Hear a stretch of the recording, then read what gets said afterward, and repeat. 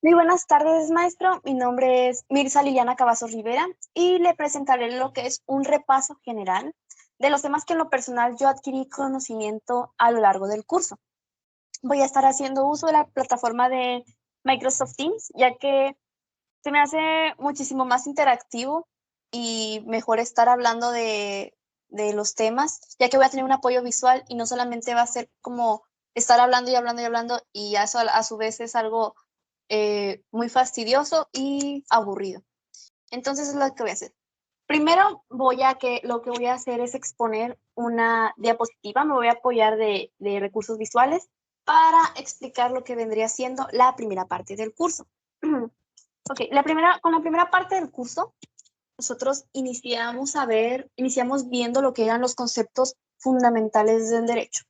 Y nosotros estuvimos trabajando con esta definición que le estoy mostrando aquí en pantalla, que definimos el derecho como un conjunto de normas jurídicas creadas por el legislativo, que regulan la conducta externa del hombre en sociedad. A su vez, también vimos lo que era el derecho objetivo, subjetivo, sustantivo y adjetivo. Ok, pero ¿qué es cada uno de estos? Ok, el derecho objetivo es un conjunto de normas que además de imponer derechos, conceden facultades. Estos son los que prohíben y permiten. Un ejemplo que puedo poner aquí, tengo aquí una imagen de una joven en un carro. Imaginemos que esta joven va a 150 kilómetros por hora y cuando el máximo al que debe de ir es a 100.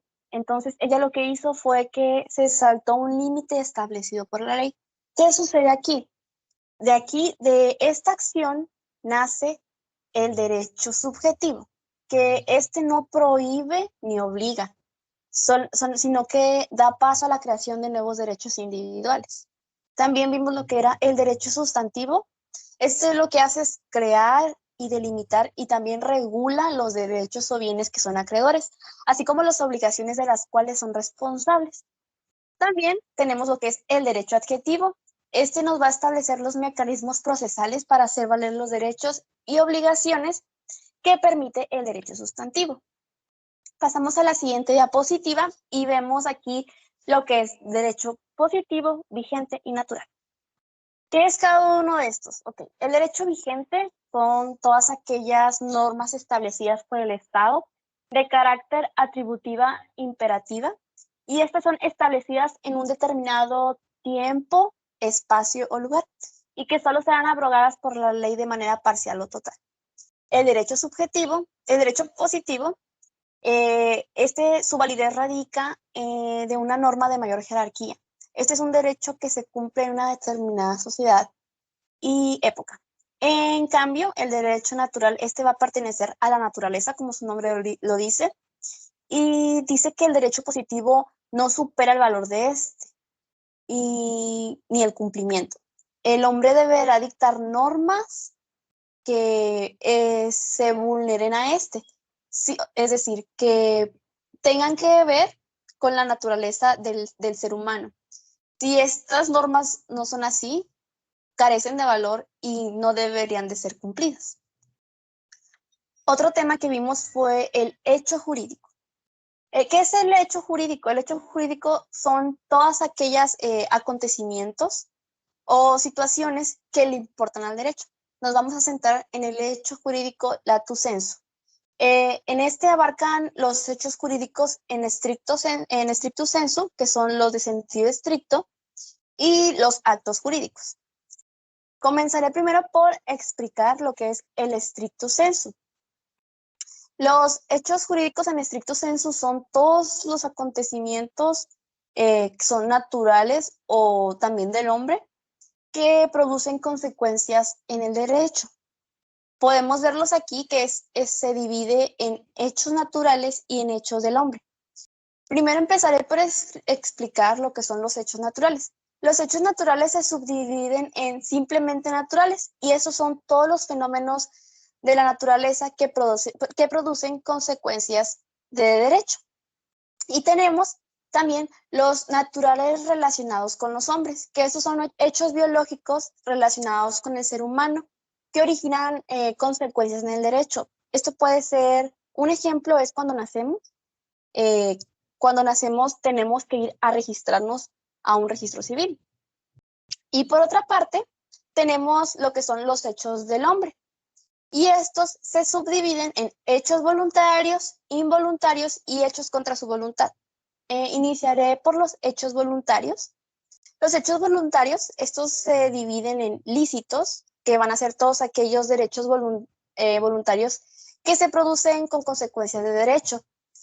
Estos se ejecutan sin dolo o culpa y no violan ni son contrarios a ninguna norma. ¿Esto qué quiere decir? Un ejemplo claro que puedo poner aquí es cuando vamos a una tienda a lo que es a surtir nuestra despensa o nuestro mandado. Cuando vamos, esto es un hecho y eso es un hecho lícito, porque este no va en contra de ninguna norma, pero sin embargo sí genera consecuencias jurídicas. ¿Por qué? Porque se está haciendo, lo que está sucediendo aquí es una compraventa. Y tenemos a su vez los ilícitos, que son aquellos hechos voluntarios que se llevan a cabo con dolo, culpa o falta de cuidado. Estos sí son contrarios a alguna norma y un ejemplo muy claro puede ser cuando una persona entra en una propiedad privada y hace robo de esta. Podemos tener ya acabando los hechos voluntarios, pasamos a los involuntarios, que son cuando el sujeto produce consecuencias jurídicas sin tener intención de ello. Algo que también estuvimos viendo un ejemplo que usted también puso, maestro, a lo largo del curso, era cuando una persona va manejando y accidentalmente atropella a alguien. Ahora sí va contra su voluntad. Estos son cuando se ejecuta una acción contra la voluntad de un sujeto. Y digamos que la cabecita de estos hechos es un tercero. ¿Y qué quiere decir esto? Un claro ejemplo es cuando a alguien se le amenaza de muerte y se le obliga a que asalte o robe a un lugar. Acabando el estricto sensu, pasamos lo que es al acto jurídico. ¿Y qué es el acto jurídico? Pues el acto jurídico es aquella manifestación de voluntad para crear, transmitir, modificar y extinguir derechos y obligaciones. Ese se va a clasificar en unilaterales y bilaterales y pluriterales. Estos van a responder al número de declaraciones de voluntad de dicho acto. Un ejemplo de los unilaterales es un testamento o la remisión de deudas, y de las bilaterales o pluriterales es un convenio en latu sensu. Pasando a otro tema que vimos, es el de la norma. Lo que era la norma normal y la norma jurídica. La norma, el fin de esta norma es provocar un comportamiento. Y el de la norma jurídica es una regla u ordenación del comportamiento humano dictado por una autoridad. Ambas comparten el latu sensu, que se aplican a toda regla de comportamiento, y el stricto sensu, que impone deberes o confiere derechos. Otro tema que también vimos y quería exponer, ya que también hice una investigación aparte, es el de la pirámide de Kelsen. Hans Kelsen ayudó a que las normas jurídicas pudieran tener una jerarquía. No solo nos da una nueva forma de ver las leyes, sino también nos brindó una nueva forma de estructurar al derecho. Utilizando una forma geométrica, Kelsen trató de simplificar el concepto de lo que estaba tratando de enseñar. Y la mejor forma que encontró para representarlo fue un triángulo. Las leyes aquí van a ir de lo general a lo particular, y el punto de salida de la pirámide siempre, siempre va a ser la Constitución. Esta pirámide, ¿a qué nos ayuda? Pues fácil, nos va a ayudar a apreciar lo que es la normatividad que existe en nuestro país, y nos ayuda a no dejar de apreciar en ningún momento que la ley máxima que tenemos aquí en México es nuestra Constitución. Ok, podemos ver, voy a ir definiendo lo que es como cada una. Tenemos aquí lo que es la Constitución Política de los Estados Unidos, y esta se define como la ley suprema que determina y regula los derechos de la mujer y del hombre frente al Estado. Seguido tenemos los tratados internacionales, que son acuerdos suscritos entre dos o más naciones. Tenemos las leyes federales, que es la ley suprema que determina y regula los derechos de la mujer y el hombre frente al Estado. Tenemos las leyes ordinarias y locales, que son leyes con vigencia en la entidad federativa donde fueron elaboradas. Tenemos los decretos, que son las descripciones del Poder Ejecutivo. Tenemos los reglamentos, que son disposiciones del Poder Ejecutivo que tienen por objeto aclarar los principios generales de la ley, de los que a la ley se refieren. Y tenemos lo que son las normas individualizadas, que esos son actos jurídicos que comprometen la voluntad de interés de un número limitado de personas. En esta primera parte del curso, vamos a irnos al segundo subtema, que son las fuentes del derecho. Y bien, las fuentes del derecho se dividen en tres: reales, históricas y formales. Voy a empezar primero por las formales, ya que pues de ellas derivan más. Y empezamos con las formales, que esas las entendemos como los procesos de creación de las normas jurídicas. Tenemos lo que es el proceso legislativo, que es un proceso por el cual cada uno o varios órganos del Estado formulan y promulgan las reglas jurídicas.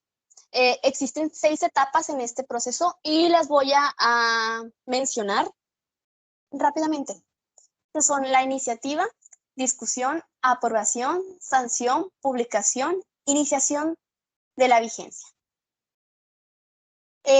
También tenemos que nuestro país interviene en lo que es en la elaboración de estas leyes, intervienen el poder legislativo y el ejecutivo.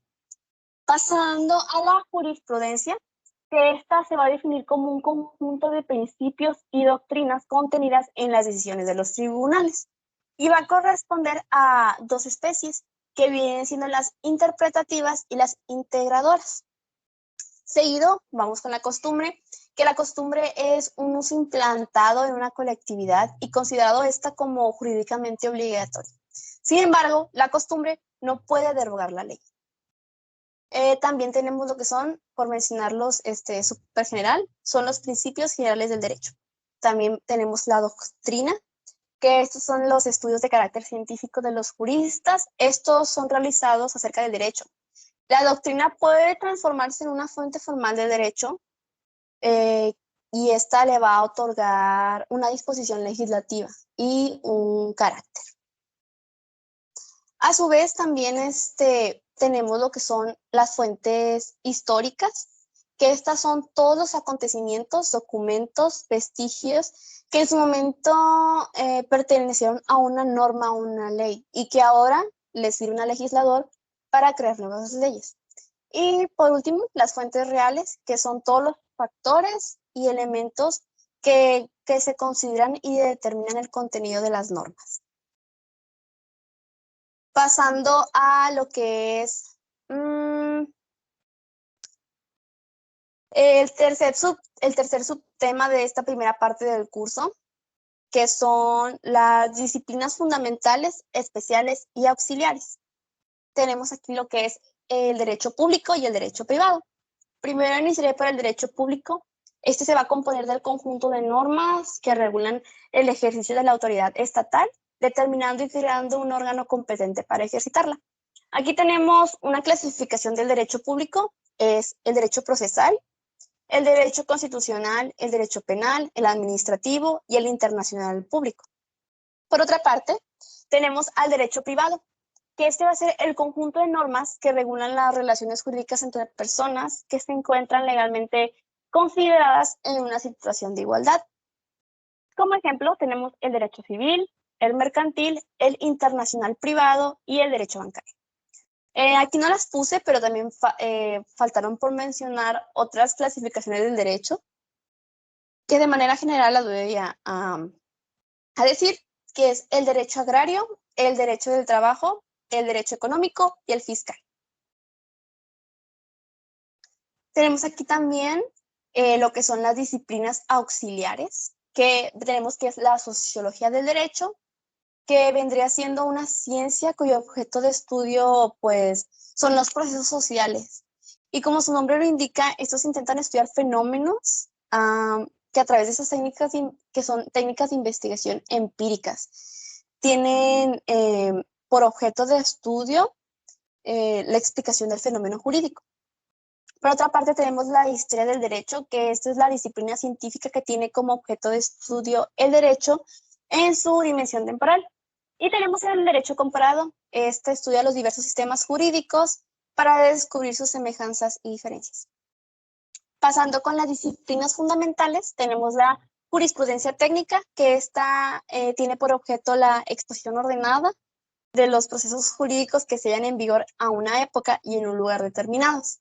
Las ramas de la jurisprudencia es la técnica jurídica y la sistemática jurídica. La sistemática jurídica se encarga de exponer en orden las normas jurídicas positivas y la técnica jurídica se le define como el arte de la interpretación y aplicación de los preceptos del derecho vigente. Esta técnica jurídica estudia tres aspectos, que es la legislativa, la de interpretación y de integración.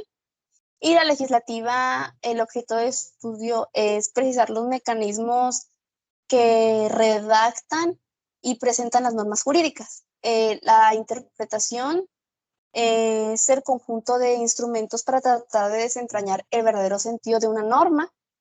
Y el de integración, que se refiere a los mecanismos para lo que es completar las lagunas de la ley, que más adelante también vamos a explicarlo más detenidamente.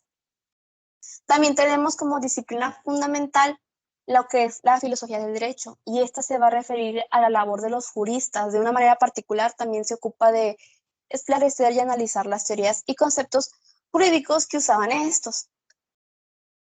Y aquí llega lo que es el final de la primera parte del curso. A continuación, le mostraré lo que es la segunda parte del curso. Ahora, maestro, iniciaré explicando lo que es la segunda parte en que se divide este curso de Derecho, empezando con el tema de Estado y Derecho.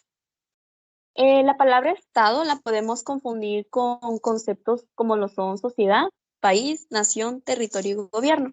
Pero la verdad es que esto es muy diferente, pues una nación se entiende como un conjunto de personas, el país se entiende como el territorio y el suelo que controla el Estado, y un gobierno se refiere al conjunto de órganos que institucionalmente se les está confiando el ejercicio del poder político. Ahora bien, entonces, ¿qué es Estado? Pues el Estado es la organización jurídica de una sociedad bajo un poder de dominación que se ejerce en un determinado territorio. Una característica del Estado es la autonomía, y esta consiste en que las organizaciones políticas tienen, pues, digámoslo así, como la libertad para darse así sus mismas leyes y actuar de acuerdo a ellas. Actualmente existen dos clasificaciones grandes de lo que es un Estado. El primero es el Estado unitario, que es donde el pueblo y territorio tienen un poder y son homogéneos, uniformes y simples. Y por su contraparte está el Estado complejo, que este se expresa mediante la diversificación de su ordenamiento jurídico, la heterogeneidad de los mismos tres elementos. Ahora bien, cabe destacar cuál es la diferencia entre Estado y nación. Bueno, pues un Estado es aquel que tiene los límites bien definidos, tiene organización, leyes propias y ejerce la fuerza pues de manera legal. En cambio, pues una nación somos todo ese conjunto de personas, una sociedad que compartimos idiomas, historias, creencias, costumbres y tradiciones. Ahora bien, en la siguiente diapositiva vemos que México es un Estado-nación. ¿Y por qué? Se considera Estado-nación porque tiene un territorio claramente delimitado, una población relativamente constante y un gobierno. Si no cumpliera alguno de estos tres requisitos, dejaría de serlo.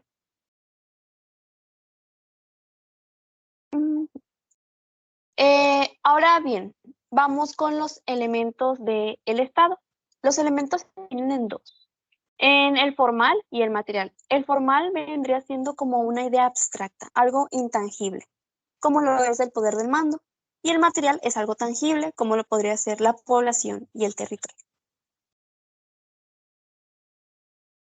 Iniciaré por explicar el primer elemento, que es el poder de mando, y este es una fuerza que se impone en una sociedad y que es necesaria para su organización.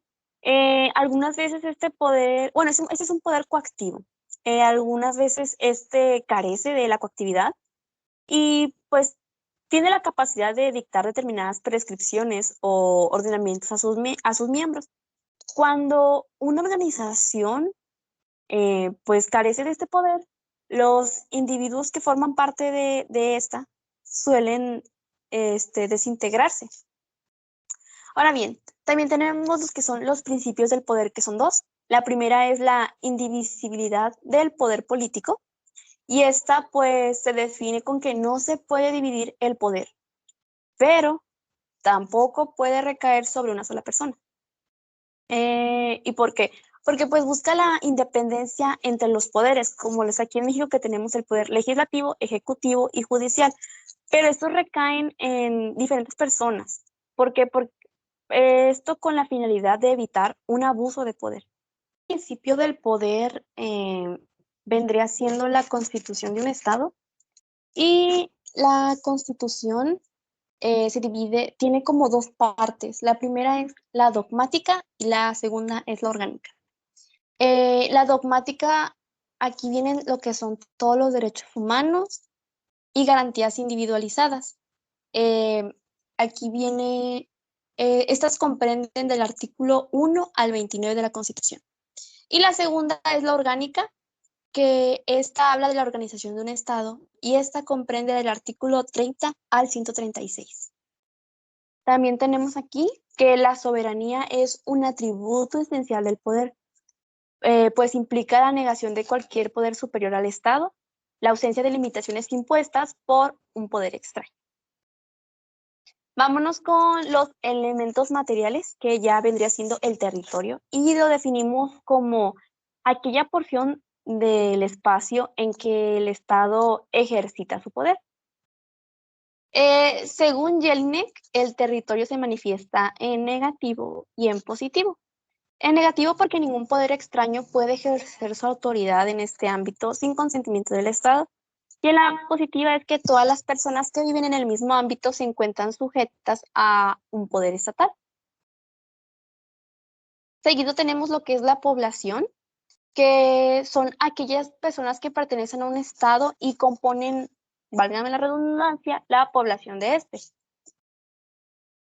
Tenemos aquí las facultades que integran la población, que es la libertad, derechos que se traducen en la facultad de pedir la intervención del Estado en factor de los intereses individuales y en los derechos políticos, por mencionarlas generalmente. Ahora bien, vamos con el segundo tema de esta segunda parte del curso de Derecho, que son las personas. ¿Y qué son las personas? Pues una persona es aquel ente capaz que tiene facultades y deberes. Las personas jurídicas, por su parte, se dividen en dos, que son personas físicas y personas morales. La persona física es como yo, como usted, como todos, una persona individual. Y la persona moral es un conjunto de personas que hacen alguna organización. Puede ser una empresa, puede ser había comentado que también en un municipio, eh, sí, una empresa grande, alguna tienda, un comercio. Ahora bien, ¿cuáles son los atributos de las personas físicas y morales? Bueno, los atributos de las personas físicas y morales, las físicas, es que tienen estado civil, nombre, nacionalidad, capacidad. Quiero hacer énfasis en la capacidad, pues como personas tenemos dos tipos de capacidad, que vendría siendo la de goce y la de ejercicio. Pues la de goce es esa actitud para ser titular de derechos o sujeto de obligaciones. Es decir, por el hecho de ser personas tenemos un derecho, digamos, derecho al estudio, derecho a vivir en un ambiente sano, ese tipo de cosas. Y en cambio tenemos también la capacidad de ejercicio, que esta supone la posibilidad jurídica en el que el sujeto hace valer directamente sus derechos cuando una persona tiene una incapacidad, no tiene esta capacidad de ejercicio, solamente la de goce. A su vez, tenemos también otro atributo de la persona física, es el patrimonio y el domicilio. Pasamos a las personas morales, que también vemos que tienen patrimonio, domicilio, La denominación o razón social es el nombre.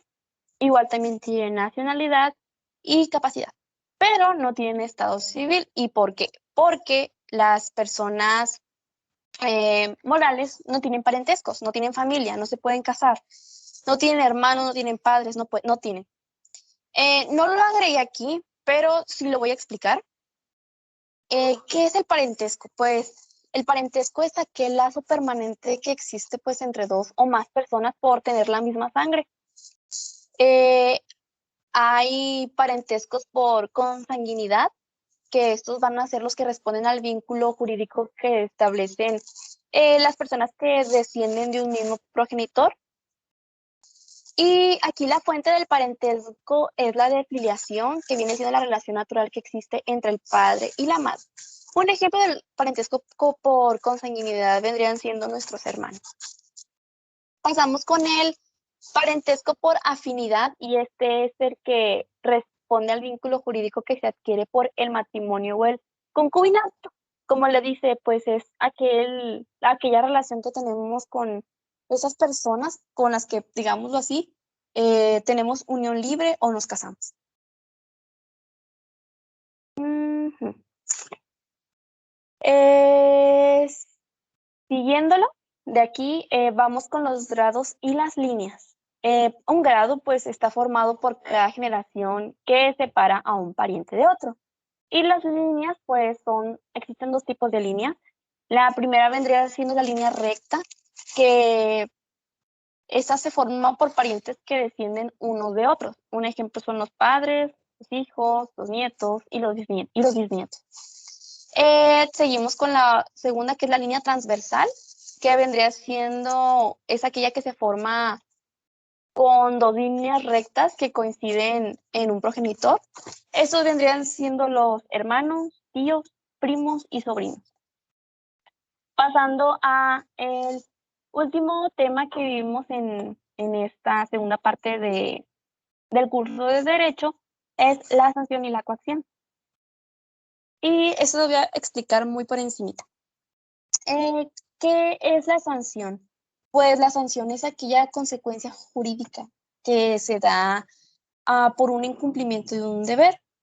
Y estas sanciones se clasifican en dos, que son las sanciones de coincidencia, que se dan cuando el contenido de una sanción coincide con la obligación.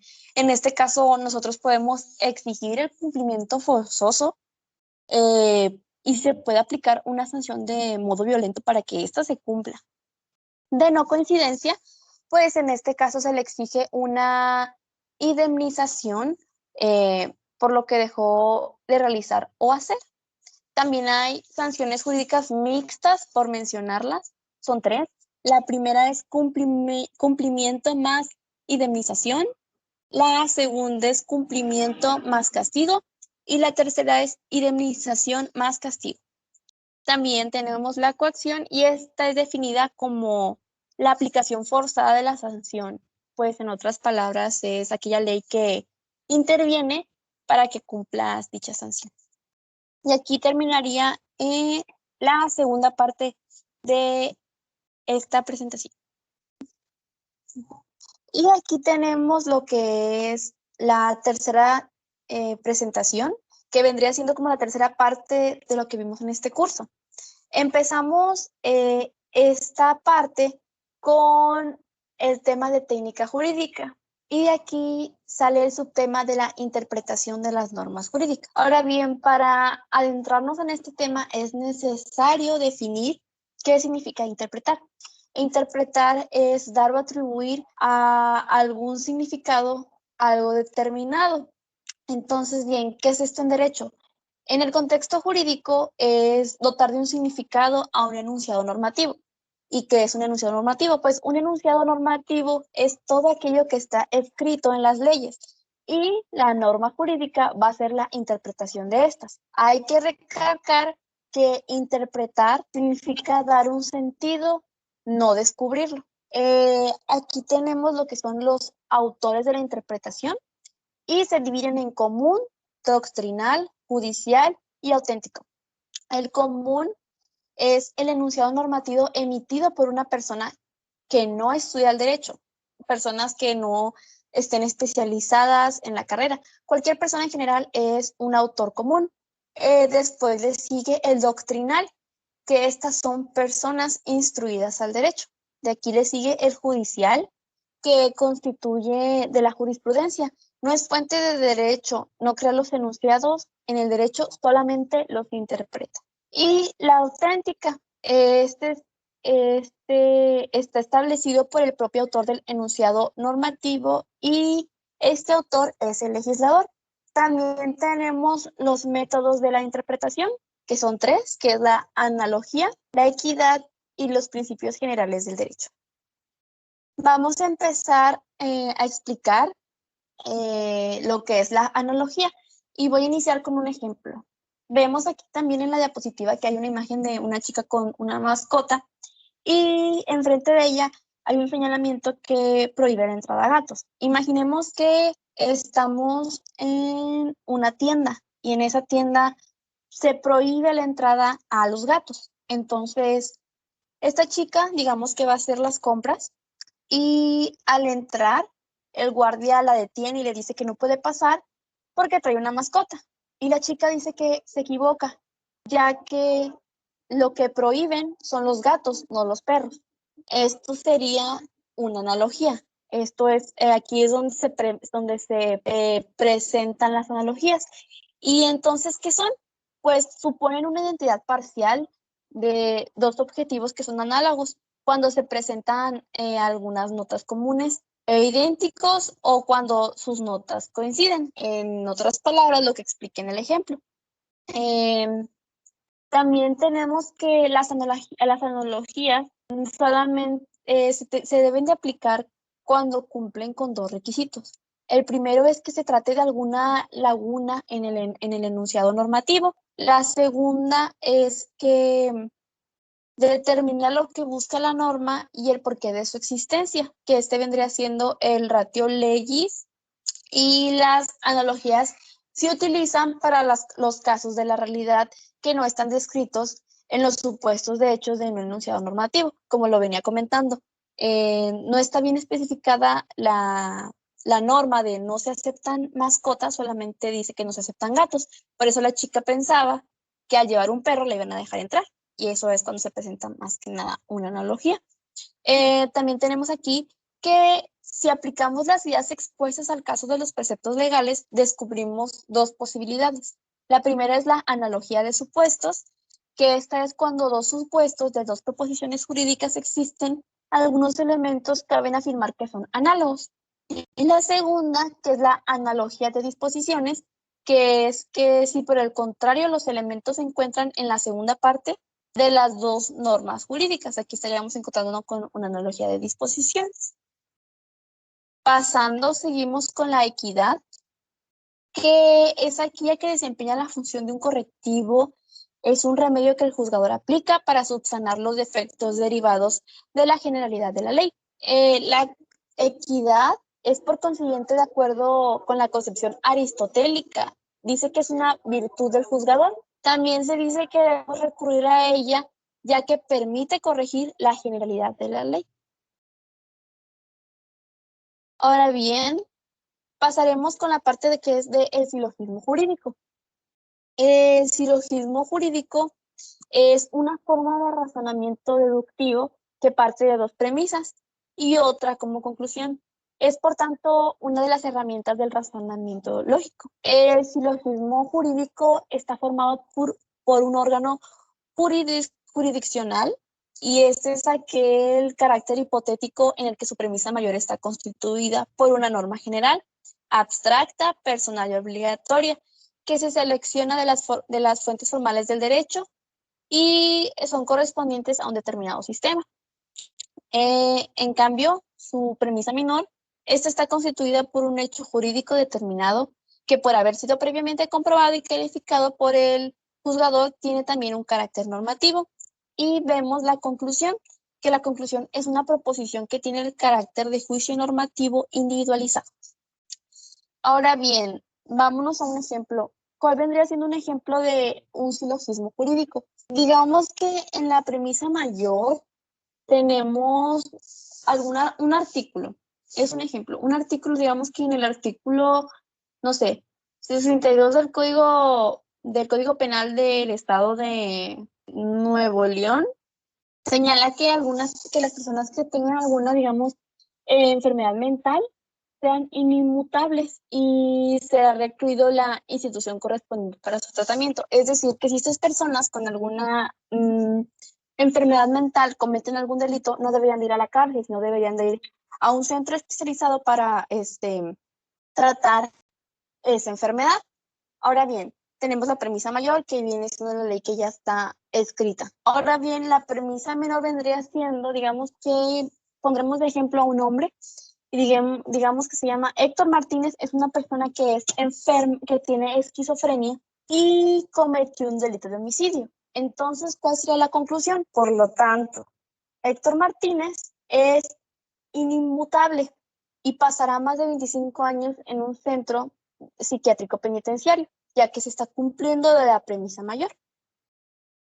Ahora bien, pasaremos a lo que viene siendo conflicto de leyes en el espacio y tiempo, que estas se presentan cuando dos leyes sucesivas de un mismo país se abrogan o se derogan. Voy a solamente a comentar rápidamente cuáles son las teorías acerca de estos conflictos en las leyes en el espacio-tiempo. Y una que vimos fue la teoría de los derechos adquiridos, que fue propuesta por Merlín, y esta dice que la ley es retroactiva cuando se destruye o restringe el derecho adquirido bajo el imperio de una ley anterior. Esta tesis va a girar alrededor de tres conceptos fundamentales, por mencionarlos, es el derecho adquirido, la facultad y la expectativa. También vimos lo que era la tesis de Paul Rover y Planion, que según estos autores hay que distinguir entre un efecto retroactivo y efecto inmediato de la ley. Las normas legales tienen un efecto retroactivo cuando se aplican. Estos pueden ser a hechos consumados o a situaciones jurídicas. También vimos brevemente lo que fue la tesis de Bonnecase, que se basa en la distinción entre situaciones jurídicas abstractas y concretas. Y se fija en dos conceptos. El primero es la situación jurídica abstracta y la situación jurídica concreta. Finalmente vimos también la teoría de los estatutos, que vendría siendo el problema de los conflictos de las leyes en el espacio, que este se reduce a la determinación de la autoridad territorial o extraterritorial de los diversos preceptos. Y de aquí surgen tres tipos de soluciones. El primero vendría siendo el principio de territorialidad absoluta, el segundo, el principio de exterritorialidad absoluta, y el tercero, el de territorialidad y la exterritorialidad combinadas en un sistema mixto. Y ya. Esas serían todo lo que vimos a lo largo de este curso. En lo personal, jamás en mi vida había visto derecho. Al principio fue algo complicado, aún se me sigue complicando pues bastante entender ciertos temas, pero en sí la mayoría me ayudaron bastante, comprendí bastante, especialmente siento yo que es de mucha utilidad lo de las presentaciones al final de cada semestre, ya que gracias a esa actividad me permití todavía investigar más acerca de un tema. Y también gracias a esta actividad decidí hacerla porque también investigué cosas extras que podrían complementar lo que ya traía acerca de estos temas. Y siento que sí, que fue una muy buena materia, un muy buen curso. Y pues muchas gracias por impartirnos esta materia y por compartirnos sus conocimientos. Lo aprecio, eso es lo mejor que puede darle a un alumno.